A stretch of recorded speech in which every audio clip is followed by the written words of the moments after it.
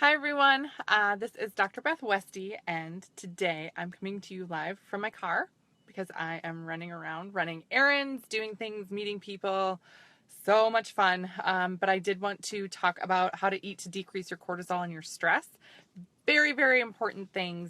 And I will be also including a link on how this is going to really help you break a plateau if you've been struggling with that. The one thing that people often have in their lives is stress, because everybody has stress, right? Yes.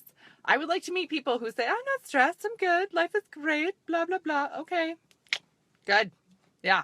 But most people have stress in their lives, and for most people, it's actually disrupting what they're doing and preventing them from reaching the health goals that they want to reach. So, we're going to talk about how to eat to decrease your stress and your cortisol. So, cortisol is the hormone that's released in your body when you are under stress. This just happens. You cannot stop cortisol from being released when you are under stress. If you're in bad traffic, if something occurs, if you're physically exercising for long periods of time, cortisol is going to be released from your body. You can't hold it in. No, that doesn't work. It just happens, right? It's like a sneeze. It just occurs. So one thing that happens, stress monster, yes, right? So one thing that's really important about stress is that just needing to understand where it comes from, why it's there, and then how to deal with it. How do you eat to decrease your stress, and how is that going to help you break the plateaus that you're struggling with? So cortisol is released. I won't go into details about, exactly how, but everybody understands when they're under stress in their body. You can feel it. You feel that tension. You feel revved up, and sometimes you don't feel good from it.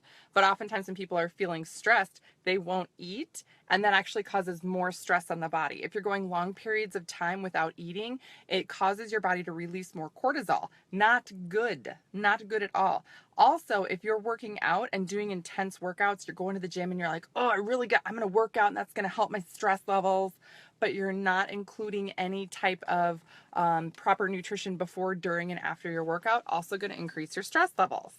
So, one of the biggest things here is frequency and how often you're eating. You need to be eating every 2 to 3 hours. Very, very key so that you keep your blood sugar going. If your blood sugar drops too much, you are going to be releasing excess stress in your body. You don't want that. Another thing is that when you do eat, you want to be eating what's called a complete nutrient. So having protein, fat, and carb in whatever you're eating. So whether it be a snack, a mini meal, a meal, whatnot, what have you. Sean's asking me, are you driving with whiteboard? Yeah, I do drive with the whiteboard in my car. Duh, doesn't everybody? Oh my God, no, I was actually running around. I was going to do my video earlier and I didn't. So this is from a talk I did last night. I did a talk last night at an event and I just had my whiteboard still in my car. So that's why it's still in my car. So yes, essentially I do drive around with a whiteboard in my car. It was here I decided to take advantage of it to talk about stress. So protein, fat, and carb, a complete nutrient, is going to be very, very important with continuing to decrease stress in your body. If you're getting something that's just pure protein, some people are like, I'm going to increase protein because, that's important. And stress, cortisol in my body takes food and protein and turns it into sugar. So I'm just going to have some straight protein. You can do that, but it's not going to be helpful for your blood sugar, which means long term, it's going to be causing more stress release in your body. So you do need to be eating a complete nutrient, which is protein, fat, and carb. Oftentimes I recommend having the same amount of protein and carb and then having a few grams of healthy fat in there. So say you're making let's say a breakfast burrito or something, a couple of eggs, a corn tortilla, right there is protein, fat, and you're using some type of, a healthy fat like coconut oil or avocado oil to cook the egg or something like that. That's going to be healthy protein and carb in there, and then add some slices of avocado on there, healthy fats. Beautiful, beautiful, complete nutrient. So for some people, that's a meal. But for other people, like me, that's a snack. I like to eat. So that's important as well. Eating complete nutrients is going to lower your cortisol levels because it's going to help even out your blood sugar long term. The other thing to do is to focus on non-inflammatory foods. Now, this is where the really not fun part comes in when I tell people what is non-inflammatory. You can list off all the things that are non-inflammatory. That's a much longer list than just saying, okay, dairy is inflammatory, wheat or gluten is inflammatory, red meat is inflammatory, sugar is inflammatory. So we're talking about like straight up sugars, alcohol sugars, all those things.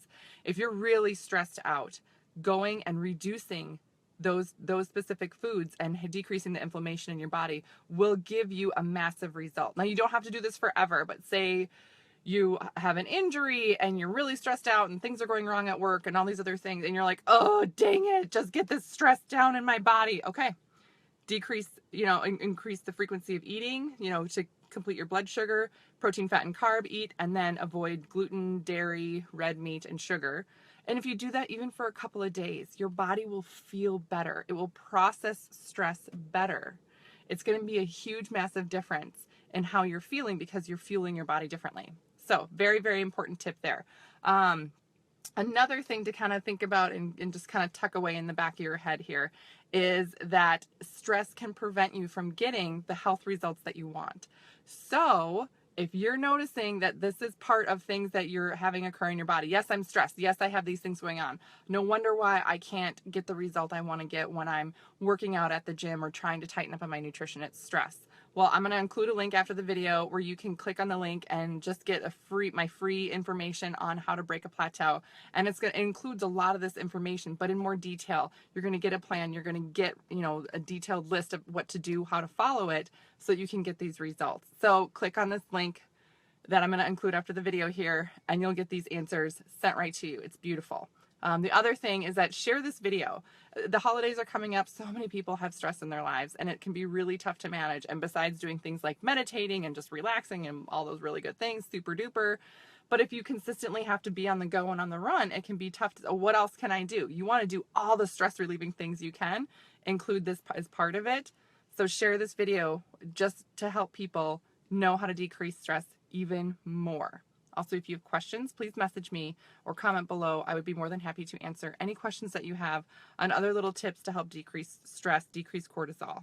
My last thing that I'm going to leave you guys with is after this video too, I'm going to include in the comments one of my favorite tea recipes. It's an Ayurvedic tea. If you're not sure what that Ayurvedic is, you can Google it. But it's cumin, coriander, and fennel tea. Now, I will be honest, it is not a super delicious tea. I do not drink it necessarily just for the flavor. I do sometimes sweeten it with a little bit of honey, just so I can palate it better. But making a cumin, coriander, and fennel tea helps to calm down the stress and inflammation in your body so that you process everything better. So if you find yourself under a lot of stress and you're incorporating a lot of these things and you want to know what else can I do on a daily basis, or is there a tea I can be drinking all day long that will help my body process stress better? Absolutely. Besides adaptogens and some other herbs. And again, if you have questions on this, don't hesitate to message me. But this cumin, coriander, and fennel tea is beautiful for helping to just help your body process through and calm down some of the natural stress responses that are released in the body. So Anyway, there's lots of great information. Yeah, I have to get running and meet one of my friends right now. But hopefully you guys will have a lot of good takeaways and message me with questions. Share this video with others. If you also have tried this tea, the cumin, coriander, fennel tea, let me know what your thoughts are if you have a different kind of recipe for it. Sometimes I put little slices of lemon in it too, just to give it a little different flavor. Because again, it's not just something I drink to be like, oh, it's so delicious, I can't wait to have more of it. It's just really healthy and calming for you. So anyway, everybody have a great, great day, and I will chat with you guys tomorrow.